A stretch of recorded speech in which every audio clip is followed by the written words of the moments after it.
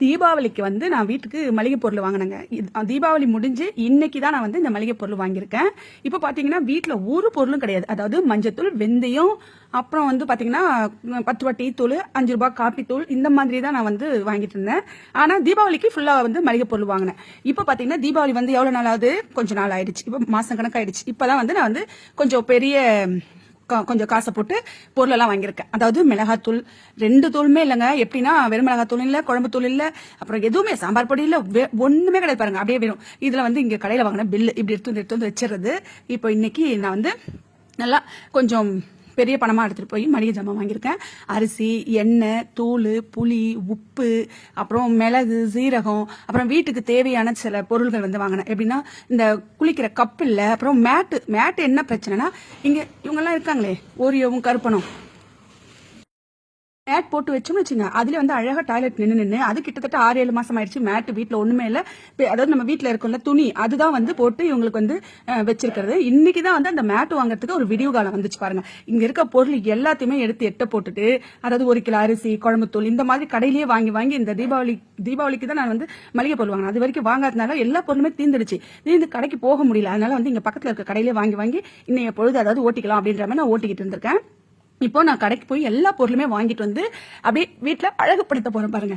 எனக்கு ரொம்ப ரொம்ப ரொம்ப பிடிச்சது வந்து எப்படின்னா இந்த நெய் வந்து நிறைய வாங்கணும்னு ஆசைப்பட்டாங்க. நெய், டால்டா, எண்ணெய் எதுவுமே சுட முடியல பாருங்க. அதாவது நம்ம வீட்டில் முன்னாடிலாம் நிறைய முறுக்கு, அது தோமஸ், பசங்களுக்கு ஸ்நாக்ஸ் வீட்லயே செஞ்சு கொடுக்குறது நிறைய செஞ்சு. இப்போ பாத்தீங்கன்னா ஒண்ணுமே கிடையாது. எல்லாமே இருந்தா தானே எல்லாத்தையும் செய்ய முடியும். அதனால நான் கடைக்கு போய் கடலை மாவு, கடலைப்பயிறு, துவரம்பருப்பு, அப்புறம் ரேஷன் துவரம்பருப்பு போட்டு இனிமேல் நீங்க சாம்பாரே வைக்கக்கூடாதுன்னு சொல்லிட்டு எங்க வீட்டில் ஒரே ஸ்ட்ரைக் பண்றாங்க பசங்க. ஆனாலும் நான் வந்து அது கலந்து, அதாவது துவரம்பருப்பு 1 கிலோ, ரேஷன் துவரம்பருப்பு, கடை துவரம்பருப்பு 1 கிலோ, சிறுபருப்பு 1 கிலோ, மொத்தமா 3 கிலோ வாங்கி அப்படியே அதை நல்லா ஒரு பாட்டில்ல கொட்டி வச்சிட்டேன். இப்ப அதுல இருந்து நம்ம வந்து ஒரு நாளைக்கு ரொம்ப சிக்கனமா செலவு பண்ணணும். ஒரு நாளைக்கு 100 கிராம் தான் எடுத்து சாம்பாரை வைக்கணுமா? அது எப்படிங்க வைக்க முடியும்? அதுங்களுக்கு தெரிய மாட்டேது பசங்களுக்கு. அதனால நான் வந்து என்ன பண்ணிருக்கேன், இன்னைக்கு எல்லா பொருளுமே தூள் ஜாமான் எல்லாமே வாங்கிட்டாங்க. கிட்டத்தட்ட பாத்தீங்கன்னா 17,000 ரூபாய் செலவாயிருக்குங்க எனக்கு. 17,000 ரூபாய். எனக்கு நினைச்சு பார்த்தா ஆச்சரியமா இருக்கு. இவ்வளவு காசு எப்படி செலவு பண்ண தெரியல.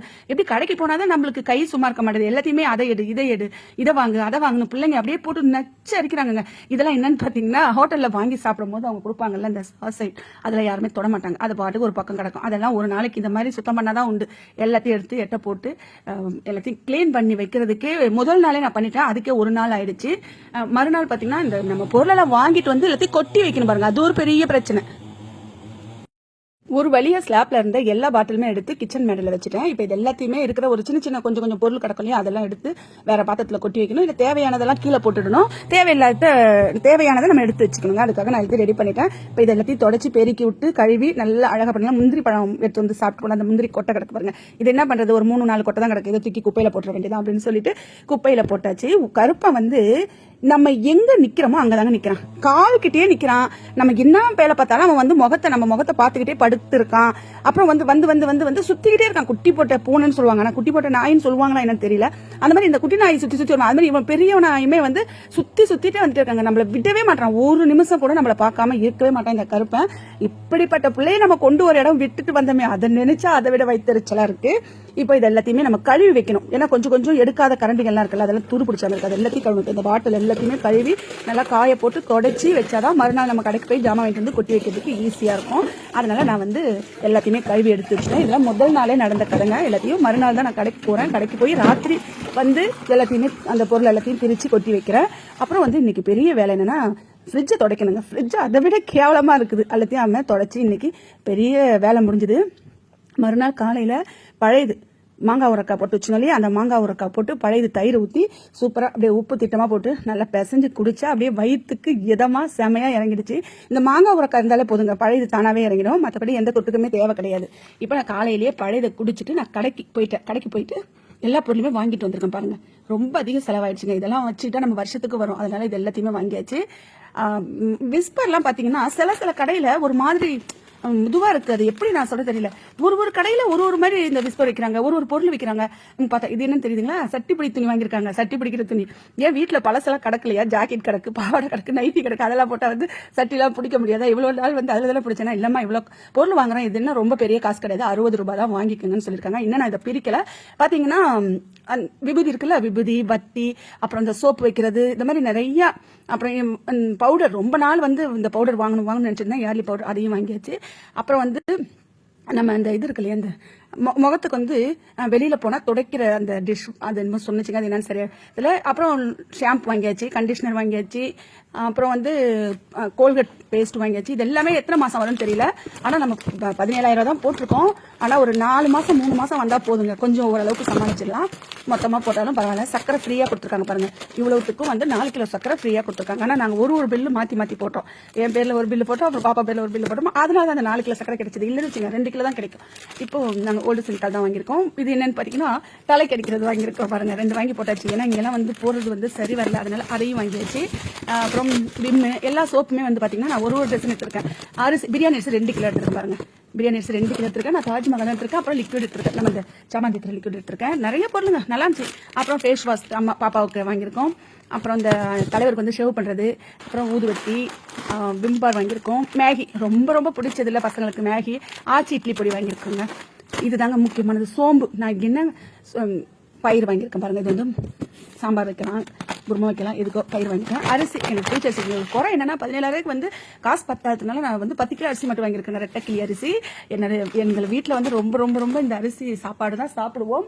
அந்த நம்ம கடையில் வாங்குற அரிசி வந்து எங்களுக்கு பிடிக்காது. புளி பார்த்தீங்கன்னா 320 ரூபா சொல்லியிருக்காங்க. ஆனால் இங்கே கடை வரவங்க கிட்டலாம் பார்த்தீங்கன்னா 180 ரூபா தான். ஆனால் இது ஏன் 320 ரூபான்னு தெரியல. அப்புறம் பொட்டுக்கடலை 2 கிலோ வாங்கியிருக்கிறேன். அது பட்டாணி வாங்கியிருக்கேன்.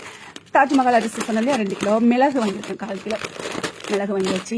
அப்புறம் வந்து பார்த்தீங்கன்னா மைதா, இந்த மைதா எனக்கு ரொம்ப பிடிக்குங்க. அது இல்லாமல் குட் லைஃப் கம்பெனி தான் நான் எல்லாமே வாங்கியிருக்கேன். 2 கிலோ மைதா வாங்கியிருக்கேன்.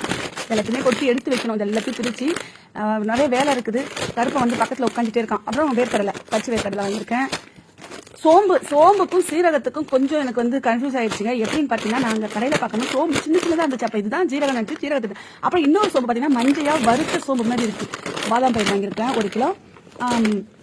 இது வந்து ஓட்ஸ், பாப்பாவுக்கு வந்து போட்டு நல்லா அடிச்சு குடிக்க சொல்லி அந்த செவ்வாழை பழத்தோட. என்னுடைய ஃபேவரட் என்னன்னு பார்த்தீங்கன்னா இந்த நெய் தாங்க, செமையா இருக்கும். நான் காசு இருக்கும் போதே 1 லிட்டர் வாங்கிடணும்னு சொல்லிட்டு 1 லிட்டர் வாங்கியாச்சு. இது பார்த்தீங்கன்னா இதுவும் ரொம்ப பெருசாக வாங்கிட்டேன், பெருங்காயத்தூளையும். இது வந்து நம்ம கருப்பனுக்கும் ஓரியாவுக்கும் சீப்பு வாங்கியிருக்கேன். இதுதான் அவங்களுக்காக 200 ரூபாய். நல்லா இருக்குங்க, செமையா இருக்கு. ரொம்ப சுகமா காட்டிக்கிறாங்க, நானே பயந்துட்டு இருந்தேன், நல்லா சுகமா காட்டிக்கிறாங்க. அப்புறம் துவரம்பருப்பு வாங்கியாச்சு, அப்புறம் சிறுபருப்பு வாங்கியாச்சு. அப்புறம் பசி எடுத்துச்சிங்க எல்லாருக்கும் ராத்திரி. இப்போ பசி எடுத்துச்சு. இதெல்லாம் என்ன மறுநாள் காலையில் தான் செய்ய நினைக்கிறேன். கோதுமை மாவு 1 கிலோ தான் வாங்கியிருக்கேன்.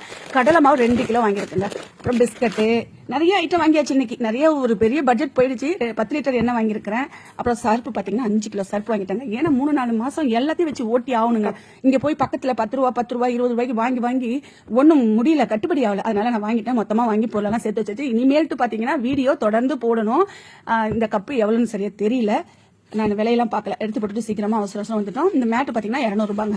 இதை ஃபர்ஸ்ட் தடவை இப்போ வந்தோடனே கடையிலேருந்து வந்தோடனே போட்டோம் பாருங்க. கீழே கருப்பை எடுத்து நம்ம கடிச்சிடுறாங்க, வச்சிருக்கேன். அடுத்து யாராவது விருந்தாலும் வரும்போது போட்டுக்கலாம்.